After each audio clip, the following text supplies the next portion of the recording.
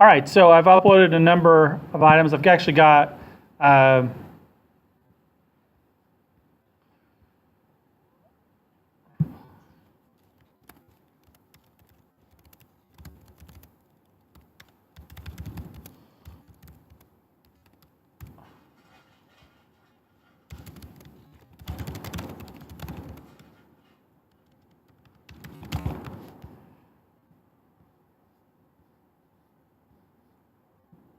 all right, so Kevin, hopefully he'll get the message. All right, so I've uploaded a number of things in here under GHY 418. I've got all the material for this week and next week uploaded. So I just uploaded today's lab. Now the labs are getting a little less detailed, but we're going to work through together some part of them. I mean, we have an hour of formal instruction as part of the lab, so that's fine.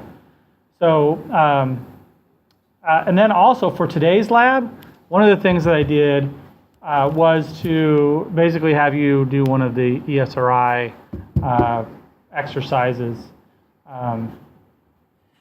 So the lab that used to be here this lab was actually originally written by, I think by Von Donna, but it might have been written, Dr. Carr, I don't know if any of you remember Dr. Carr, she used to be here, she left. And so this lab was originally written by her, maybe even her advisor, Dr. Hodgson, back at the University of South Carolina, who wrote the article that we're going to talk about. And there was a section that kind of just had you walk through using the tools in the lab. And I tried rewriting it, but I looked at the ESRI exercise, and it was better anyway. So that's what I decided to do. So this part right here just says part 2. It used to be walking through calculating slope and aspect and hill shade and all the things we're going to talk about today. But you're going to do this course. Now, what we did on the first day when we signed you up for ArcGIS Pro should have given you access. I tried to make sure I checked everybody's access that said not just ArcGIS Pro, but allow ESRI access. And so you should be able to log into that course. I should provide a link. In fact, I'll do that before the class is over. I'll put the link right.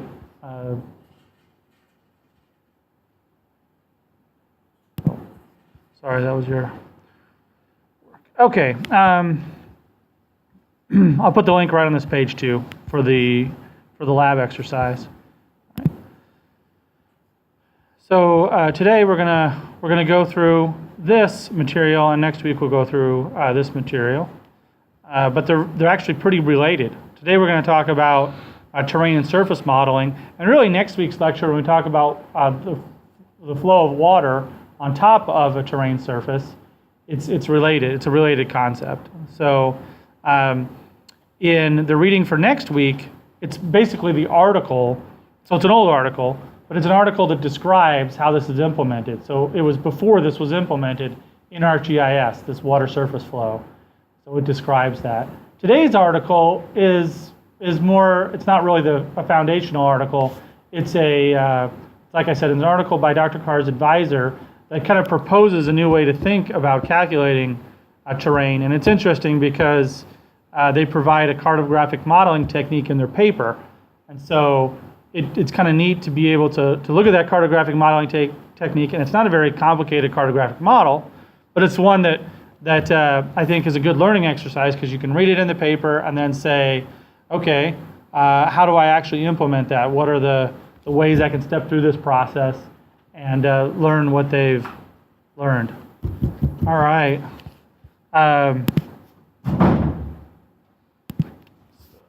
Thanks for coming over. Do you think it would work if I did the computer that's in there? Yeah, it should, but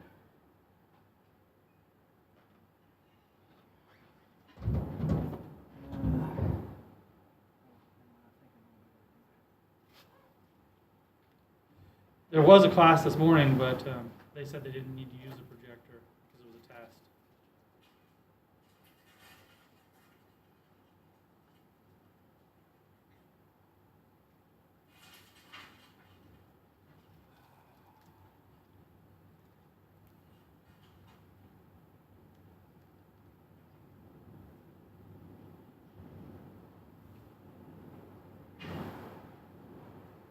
Go ahead and download the lecture, will you? Do that.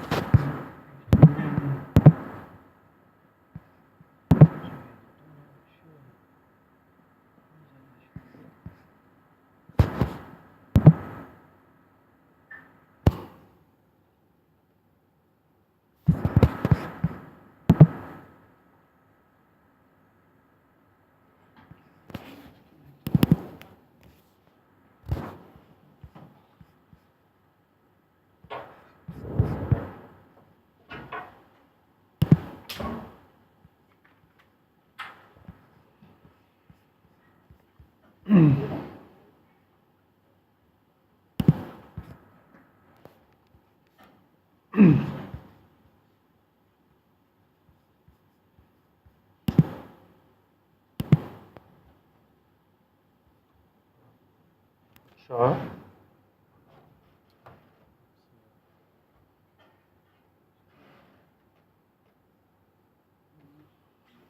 All right, so I'll talk about this for a few minutes. You guys can see these slides. You can kind of see what slide I'm on the video, but you can also bring it up on your own personal computers. Okay? So we're going to talk about terrain modeling today, and there are a lot of different derivatives that can be taken from this surface. The surface of a digital elevation model. This is a slide from the Introductory to GIS course. And when we talk about a raster that represents elevation, we're talking about height, elevation above a base.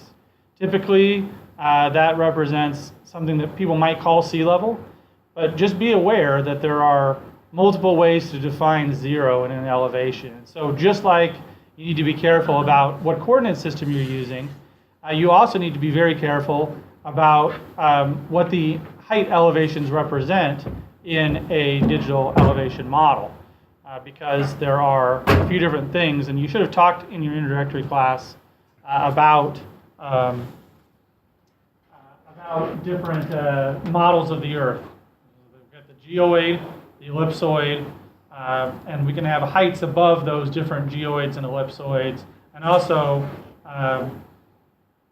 you could have heights from just a given reference elevation, like more like a relative height.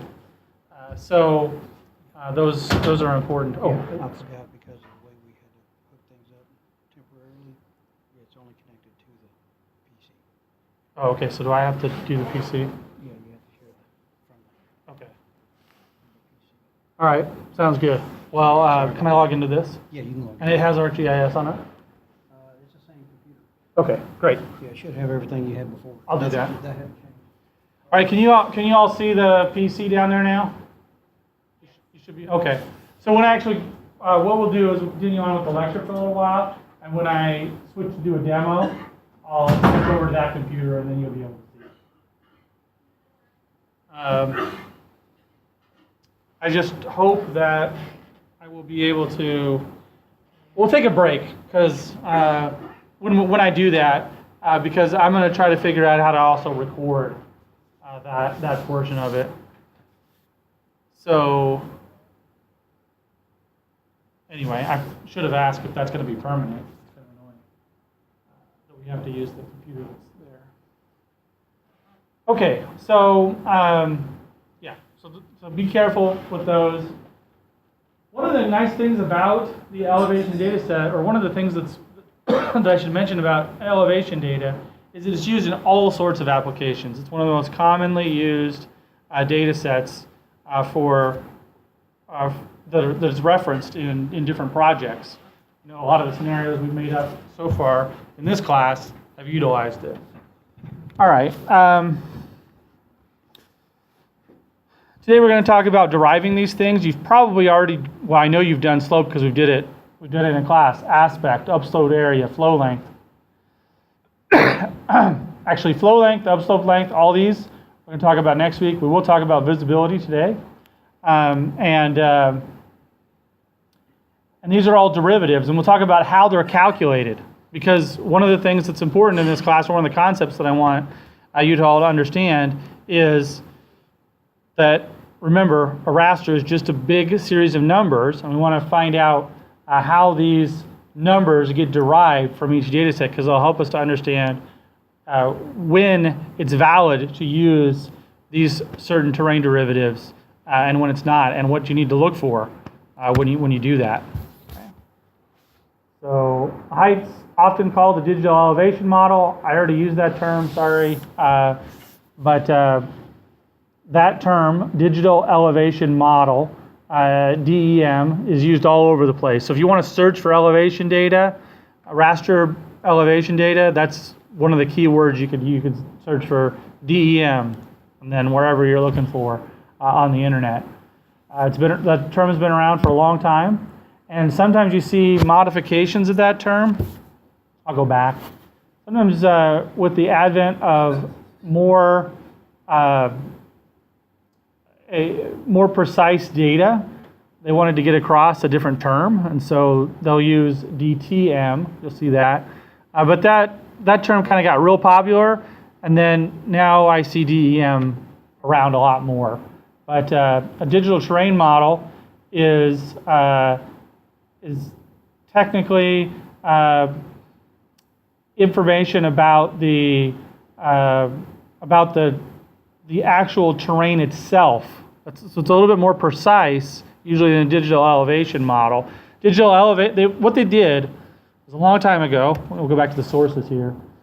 How were digital elevation models created? Well, most of the older ones, these have been created for almost 100 years now. In the early 1900s, as soon as, well, not the early 1900s, but I guess about 50 years ago. 40s and the 50s, 60s, when we started to take aerial photography of the Earth, we could take two aerial photographs that overlapped and derive height from that information. And so that was the beginning of creating digital elevation models. Well, not digital elevation models at first, but elevation models. So first, they were plotted on maps. And if you've used a USGS quad, you've seen the result of the elevation plotted on the map. So those were created through photogrammetry. And then in subsequent years, 10, 15, 20 years later, in the 70s and the 80s, these things were computerized.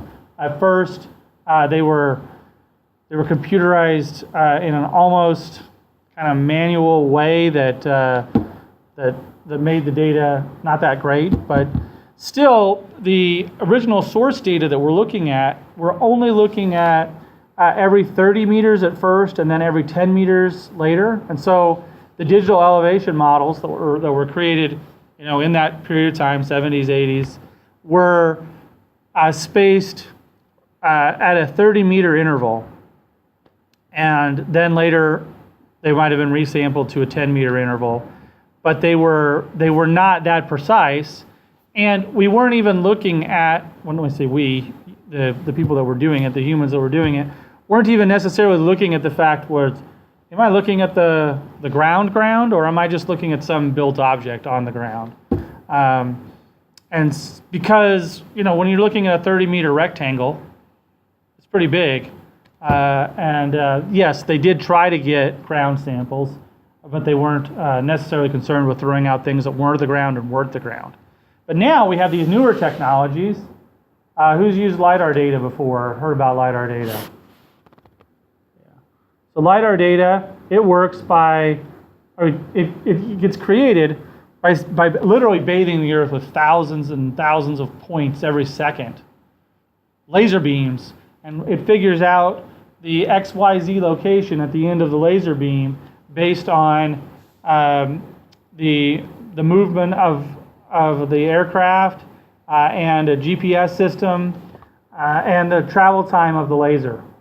And so we can get a lot more detailed information, and sometimes, a lot of times, it's possible to tell what type of object reflected an individual LiDAR pulse to the ground. We can tell whether it hit a tree or whether it hit a building. Sometimes it takes some human interaction, but that's why there was this desire to distinguish between a digital elevation model and a digital terrain model, which was a digital elevation model that proclaimed to not include any non-ground features. So if you hear the term digital terrain model, they're usually implying that it's been created from a finer data source, and usually it's really high resolution. In other words, it's on the order of 2 to 2 meters, somewhere between 2 or 3 meters, all the way down to a foot or two in terms of the spacing of the grid, the spatial resolution of the grid. And it's designed to be used in more precise applications. I mean, still, I get my engineering friends that will call me up and say, I was looking to build a footer for this, deck I'm building. Do you have any data that can help me out with that? And you're like, no, I don't have any data that can help you out with that. When the airplane flies over, flying really, really fast, shooting out these laser beams, it's still not precise enough for your back. It's probably still only 20 or 30 points in your entire backyard. And the vertical elevation, the vertical error is still 9 to 10 centimeters, which is not going to help you in an area that's 5 feet by 5 feet. So it's not like it's got its applications, but it's not like it can help in little site plans. All right. In addition to LiDAR data, there were other advances in directly collecting digital elevation model data from other sources, including radar. Now, a radar for collecting digital elevation model kind of came into being about the same time as LiDAR did, and so there are actually a lot of research articles comparing LiDAR to what was called interferometric synthetic aperture radar, or IFSAR, which is a specific type of radar, and it's working similarly. But it's not sending light pulses down; it's sending radio waves down, and it really can't achieve the same resolution as LiDAR does. But it has several advantages in that if you make your radar beam long enough, it can penetrate vegetation. The problem is if you make it long enough, it can't produce the same high level of accuracy as LiDAR. However, if you're not trying to get the same high level of accuracy, it's very, very useful. And so they put a interferometric synthetic aperture radar onto the space shuttle. They launched it up into space, and this was in the late 90s. And they actually put the beam out from the bay and had it orbit, and 80% of the Earth is covered. Basically, the poles aren't covered, but 80% of the Earth was covered by this radar instrument. And so you can still get that data. It's called the Shuttle Radar Topography Mission, SRTM data, and it's widely seen now as the alternative to all these digital elevation models that were originally collected using photogrammetry, like I said, starting in roughly the 50s or the 60s. So now we have those data, and I've actually seen people do studies. It's kind of interesting. Like I said, now you're definitely not going to be able to do the backyard stuff. We're talking about 10, 30-meter DEMs, right? And so now the studies are different. We're still not looking at road cuts unless they're really big road cuts. So I saw this study once where USGS just looked at the difference between the Appalachia Mountains from whenever 1950s whenever that was created to now, well, not now, when the SRTM was done. And so you basically see a bunch of these mountainside, not a bunch, but you see a fair bit of mountainsides that have been coal mined, you know, and they, you know, they take off a big chunk of the mountain. Now, obviously, there's differences between the error thresholds in just those two data sets. And so what they did basically was take the two data sets and they used what we would call a local operation in this class, and they subtracted the photogrammetry derived data sets from the radar derived data sets. They subtracted the two from each other, and they got lots of differences, but then they set a threshold. So then they used like a conditional operation to, I'm just trying to frame this in how we've talked about it today. They use a conditional operation to say if the absolute difference between the values was greater than, let's say, I forgot what they used, but 4 to 5 feet, so 1 or 2 meters, then leave it in. If not, set everything to no data. So you can make a map, and you can make the high differences in positive direction red or blue, and the other one's the opposite. They can make a map that showed that difference. So that's an application for that type of data. So we do use radar data still to this day to collect elevation data, but it's usually coarser data. It's larger. Those are basically the trade-offs. The LiDAR data is usually more precise, and radar data is usually less precise, but it has the advantage that it can penetrate various objects. Photogrammetry is still used in a lot for acquisition using UAVs. So for really small study areas, you can use photogrammetry to derive elevation data using an unmanned aerial vehicle, because they can take pictures really well. And then finally, we have survey on here. Survey is one way to get that site level information. So if you want to get a precise data set for a small area, you can do it.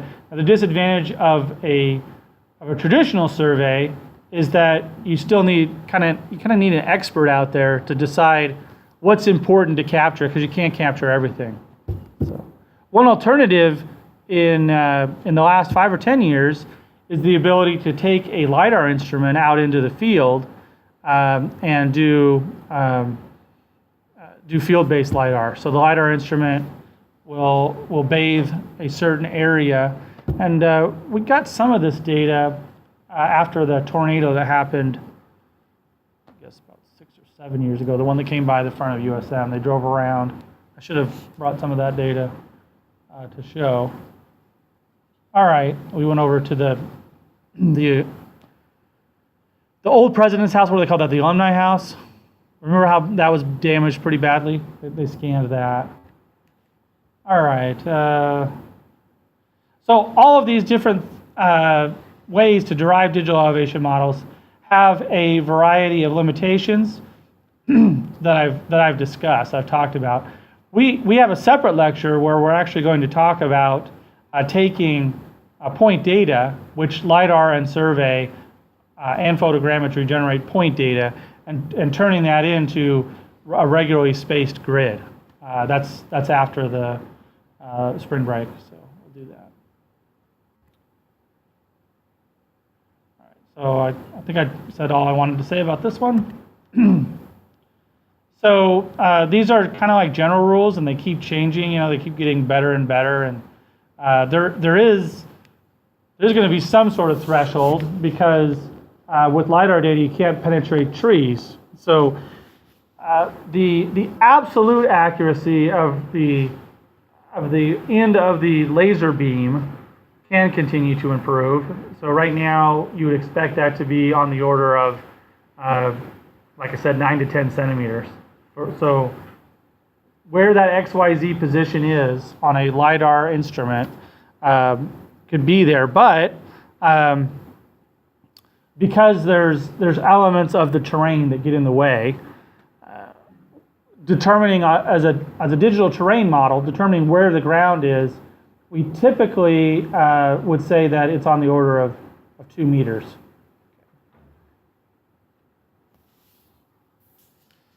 I said the vertical accuracy is plus or minus 2 centimeters.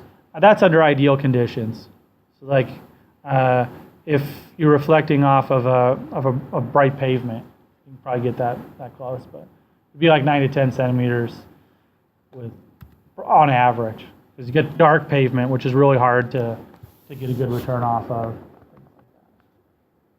All right, so when we take our points and we turn them into a raster, well, we don't always turn them into a raster. Today we're going to focus on digital elevation models as raster.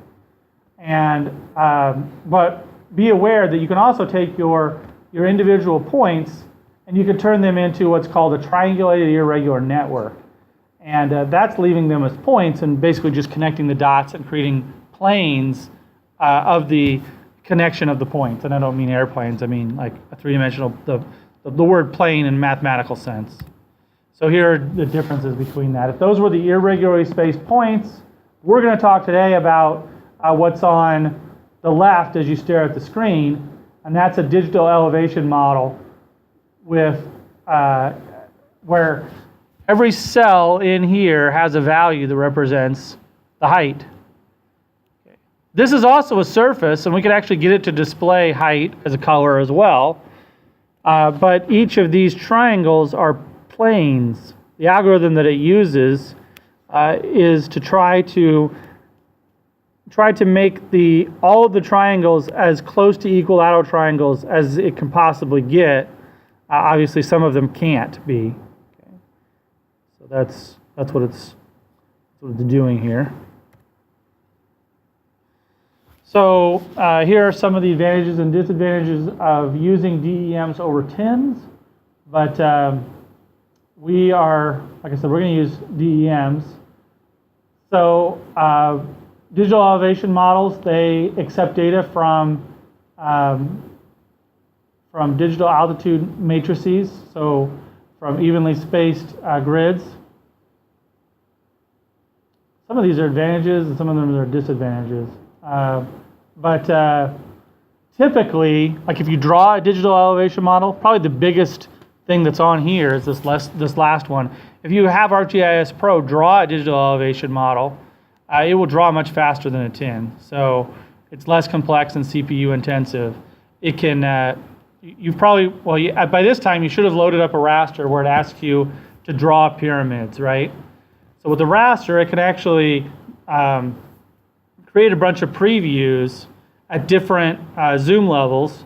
So when you bring it in to display, it displays very, very rapidly. There is a similar construct with TINs, but it still doesn't create the efficiencies that digital elevation models do. So you could have like a quad tree compression for TINs. Okay, but one of the advantages is that, particularly for survey data, if you surveyed in the edge of a cliff and you wanted that line to be preserved in your TIN, in other words, if one of these lines represented the edge of a cliff, you could survey along the edge of that cliff and you could actually tell the TIN to keep that linear feature in the TIN. And it would use those as what they call break lines. So it would force that, it would burn that break line into the TIN, whereas a DEM has to be a regularly spaced grid. And so the only way to make it more precise is to increase the distance, the sampling distance, which every time you do that, you're increasing the size of the data. So that's what we mean here by saying it may include redundant data in low relief areas. There are ways around that. You can compress a digital elevation model, but when you do that, you are modifying the data. How much depends on the level of compression. So both of these have to do may miss complex topographic features. That's the opposite of accept linear features such as contours and break lines.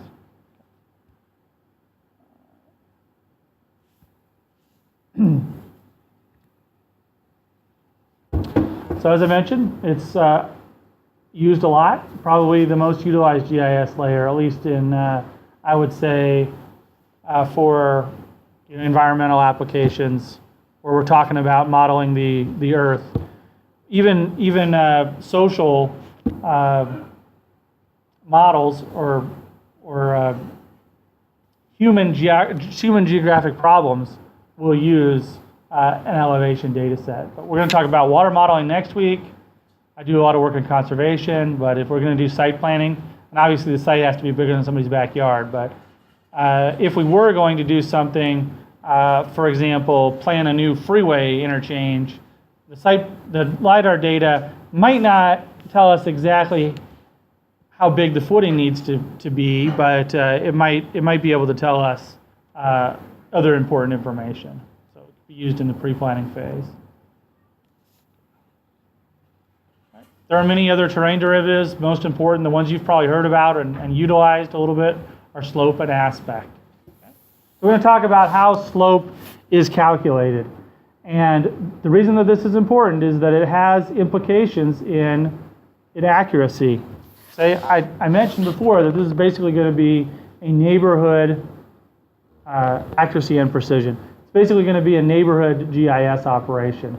So back in geometry class, you may have learned that you could calculate slope as the rise divided by the run times 100, and that would give you what we call a slope as a percent. So if you've seen signs that say 6% slope coming up as you drive along, you know that what's happening is that the rise here is 6 and the run's 100.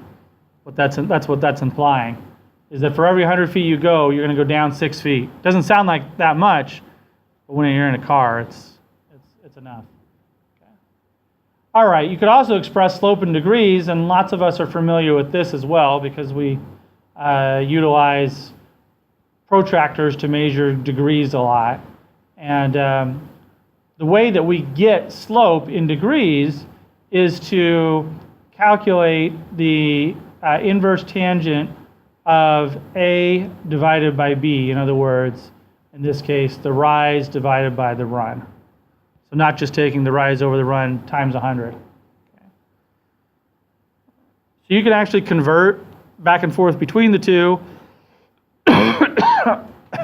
Here is the formula to do so, keeping in mind that this part of the equation is the same. All you have to do is take that value and take the inverse tangent of it, and you get the degrees. So a 3% slope here is 1.72 degrees.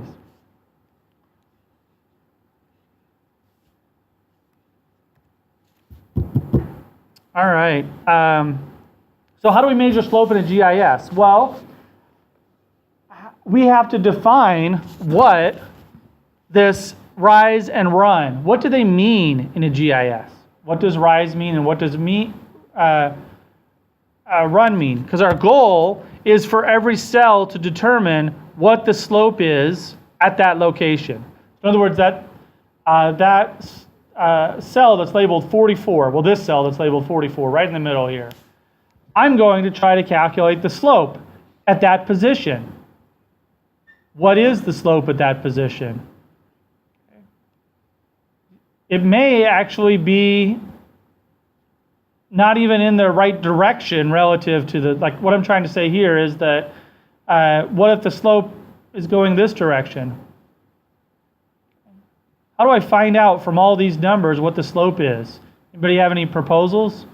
I know you could probably just advance the slide and see what has been implemented. Okay, but you might think, well, the slope, we could resample the data set and determine what the slope is right here based on these 4 cells. It's definitely a proposal, but most people wanted to keep the cells in the same locations for lots of reasons. But if we're doing a model, we've already demonstrated the utility of that.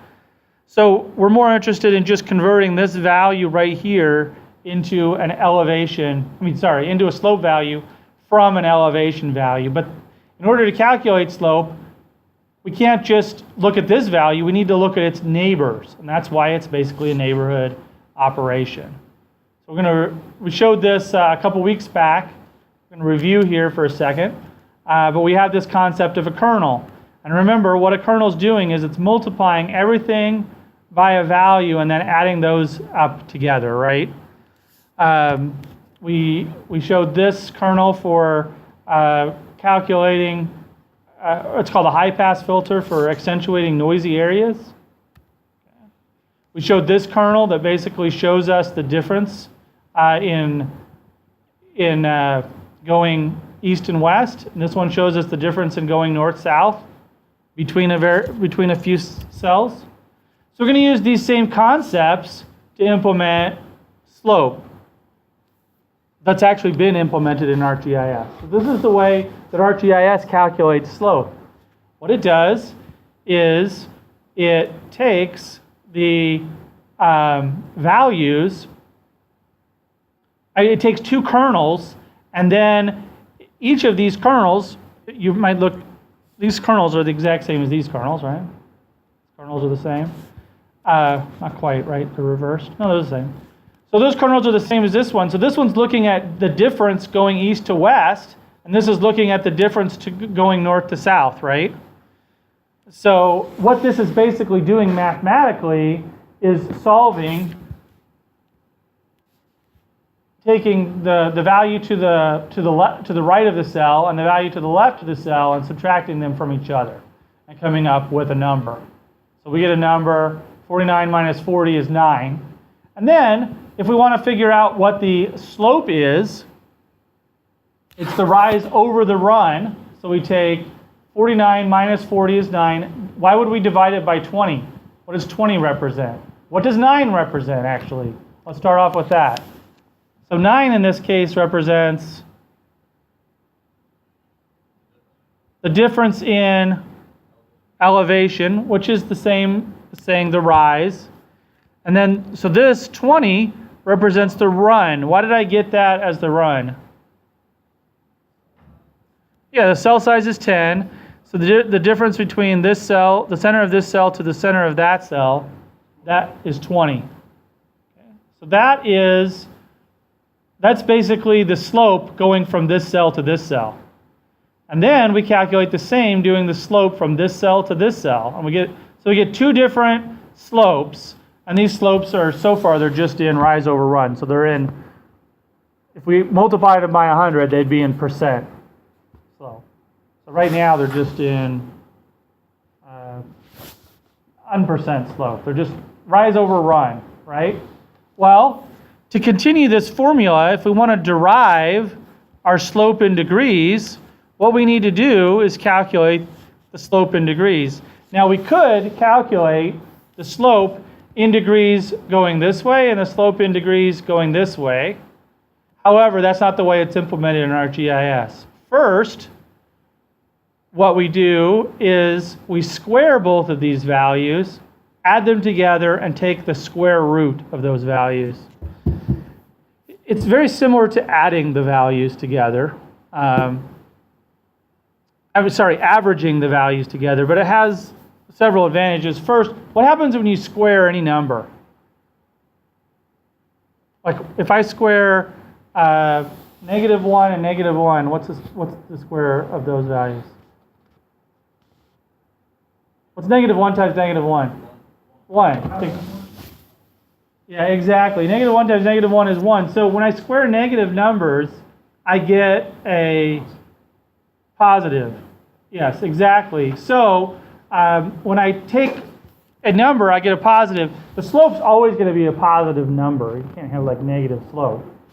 So we take the rise over the run and we turn it into a positive number by squaring it, add it together, take the square root. So we can think of this as the average slope right here. The average rise over the average run. And then we take the inverse tangent and we get a number, 25.3.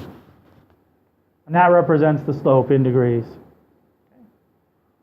So It's implemented that way in some GIS softwares, and it's implemented this way in other GIS softwares, and it's very, very similar.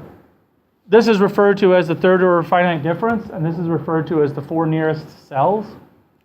So the third order finite distance does a similar operation, but instead of just taking the cells to the left and right and the top and bottom, it basically takes an average, a center weighted average of the slope in this direction and a center weighted average of the slope in this direction.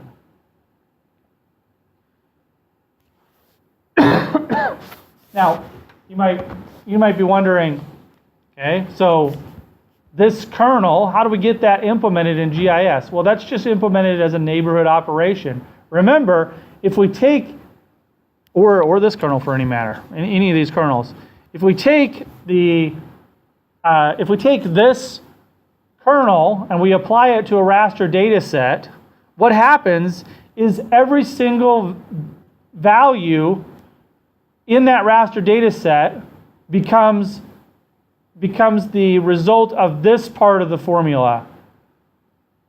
Just to be clear, I'm saying everything in this formula except for the divided by 80.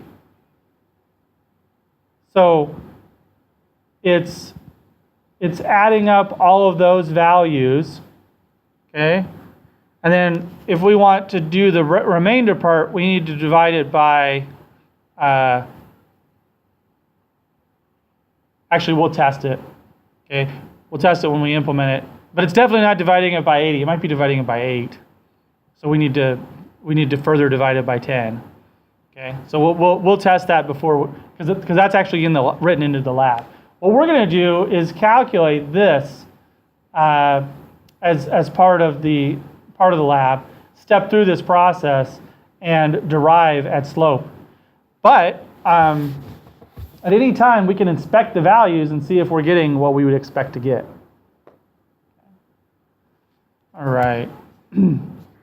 I'm going to go through the aspect as well, but then we'll go back to slope. We're not going to calculate aspect as part of our class, but you can see that this formula for aspect could be similarly implemented in a GIS and in fact implemented in the background. So it's the change in Z divided by the change in Y divided by the change in Z over the change in X. So in other words, it's this kernel divided by this kernel instead of adding them together. And then you take the inverse tangent. Okay?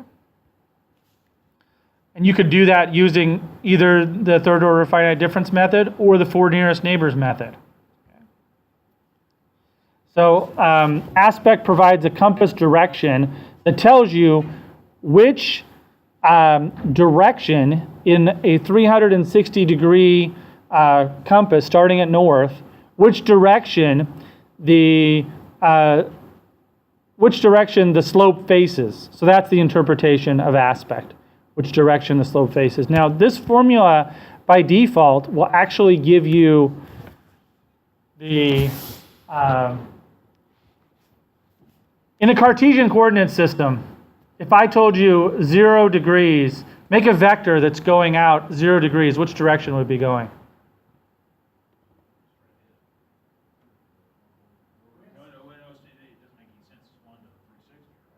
Yeah, but how do we usually draw degrees in a coordinate system, in the Cartesian coordinate system? So if I say 45 degrees, which way is that going?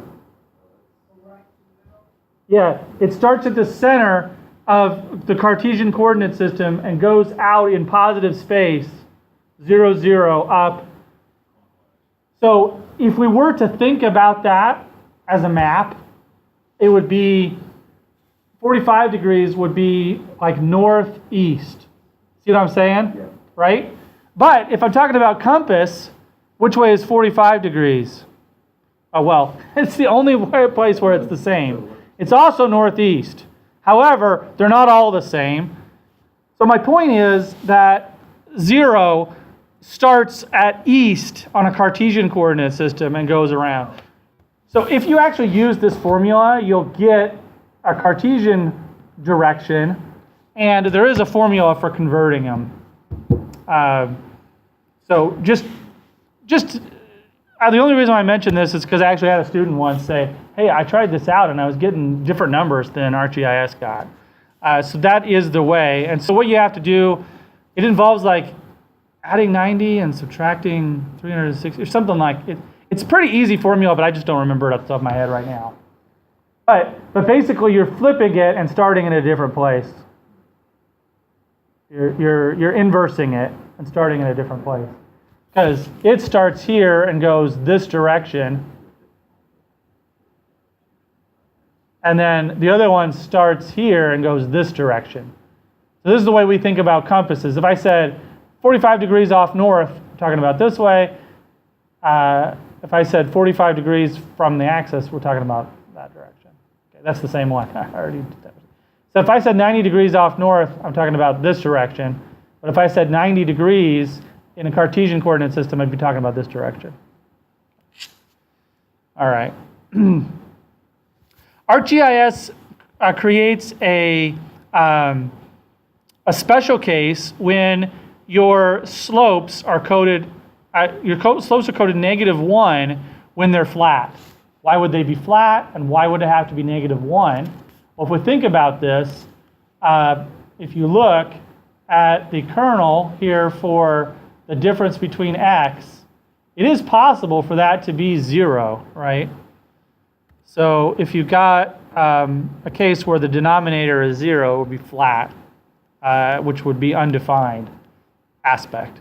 So aspect can be undefined.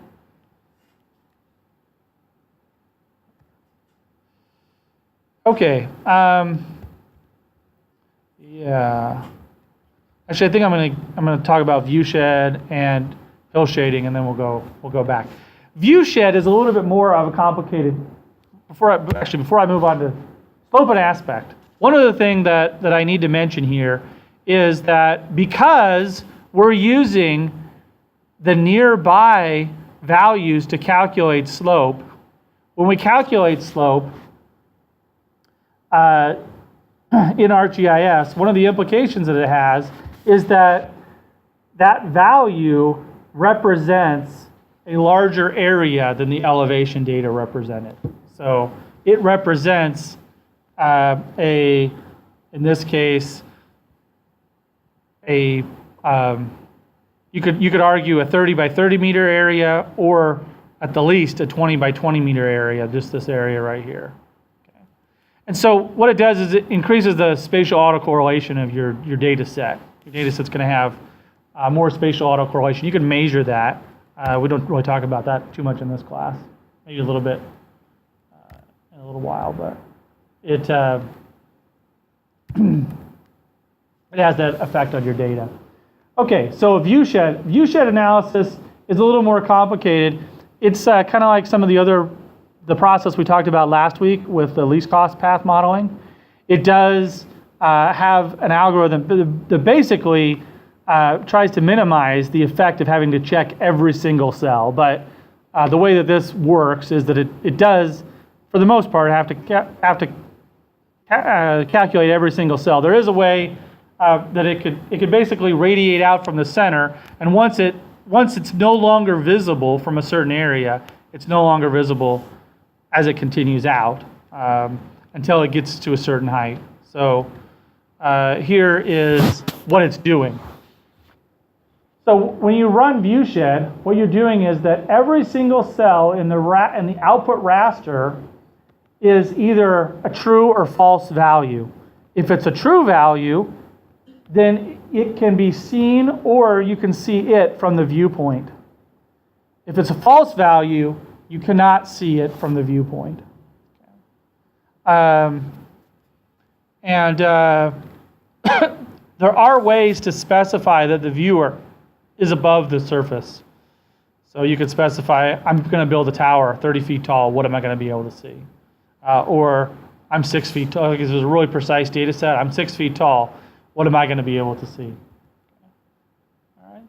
So here's an application where I'm just interested in creating like a National Park Service. I'm interested in wondering what they'll see from a new view area. This is what they would see. So I could put that in a report. and show that to people. Okay.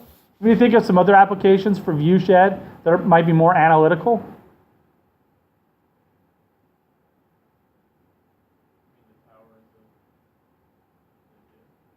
Yeah, like a cell phone tower. Is that what you're talking about? You could do a viewshed in a city, particularly. I mean, if you had a high resolution DEM that had the sides of the buildings. Yeah, you could do that. So you could have a viewshed, for a lookout spot or something like that. Yeah. Yep. I actually went to a presentation where they were. So we were talking earlier in this class, the very beginning, about modeling, and we could do a capability suitability model perhaps of areas that might be prone to like an ambush. And so what you could do is run like 1,000 viewshed models over and over and over for a particular area that would be viewed from different spots. And then you could add all those together, and the areas that were most often viewed could be potential ambush locations. So the ones that had the highest values.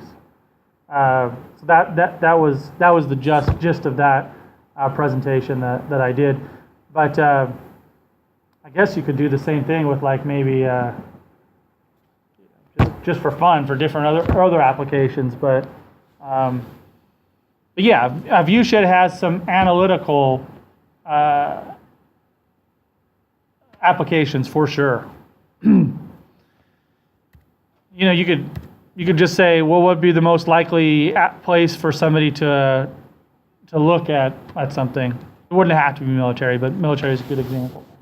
All right, so shaded relief. Shaded relief is actually a fairly simple formula. Maybe I should have put it up there with slope and aspect. But the formula for shaded relief, well, what is a shaded relief? This is a shaded relief map. ArcGIS has recently added they call it like an enhanced shaded relief. So the formula is a little bit different. I think it calculates the average of several nearby shaded relief values and puts them together. It's purely for visual enhancement, okay. As this is. Right. So there might be an application for simulating how much sun a certain area gets, right? That's possible. So you could make a layer, like let's say you're interested in finding out where a certain species was going to be more likely to be. You might want to use hillshade because they would be more likely to live on a certain type of slope that's facing a certain direction and that would get illuminated more than another value would. However, this data set is definitely not an analytical data set. How do we know that? Anybody know where this is? Where is this? It's the Western United States, right? And would the sun ever be shining in that direction? No. Right? Where's the maximum extent that the sun gets to relative to the Earth? Yeah, I don't know the number, but it's the tropic lines. And California, although nice climate down there in Southern California, where I grew up, it's still well above the tropics. So the sun could never be up there in the upper left, shining down. You see, you can tell the sun is shining like in this direction, right? The sun would never be up there in real life. That's not possible.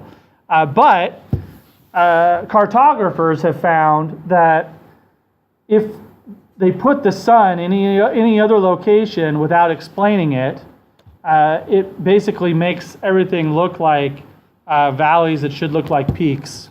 So we're used to, because probably, I don't know, I should read more of the literature on this, but it might have to do with the way we read a page or something, but this has been found to be the least confusing shaded relief map. Okay. So the output here is sun illumination. Okay. So the inputs to a shaded relief model are where the sun is and the elevation data set. So the inputs are where the sun is, and you have to specify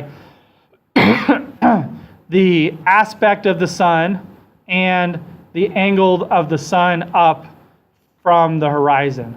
So in this case, the default is actually 315.45, which means it's coming out of the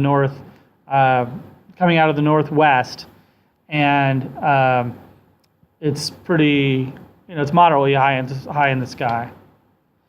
So we call this a cartographic hillshade, and we call it an analytic hillshade when we actually want to analyze how much sun a certain area would be getting at a certain time. So it is possible to take a data set like this, an ArcGIS, if you wrote like a Python script, you could create an export with the sun moving across the sky. So you could create an animation of what that might look like from space. So that'd be an example of a use, an analytic use for the data set. You could even drape the satellite image on top of it. All right, so this is the formula for shaded relief. We're also not going to implement this, but this is the slope.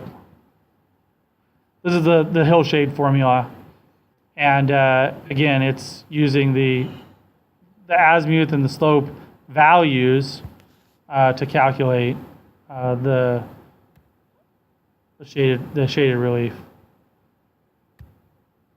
All right, I think that's where we're going to stop, and I'm going to do a demonstration. So we're going to implement this slope formula just to show that it can be done, and so you can see how the computer is working inside. So we're going to implement this formula, but to do that, I want to do that in ArcGIS.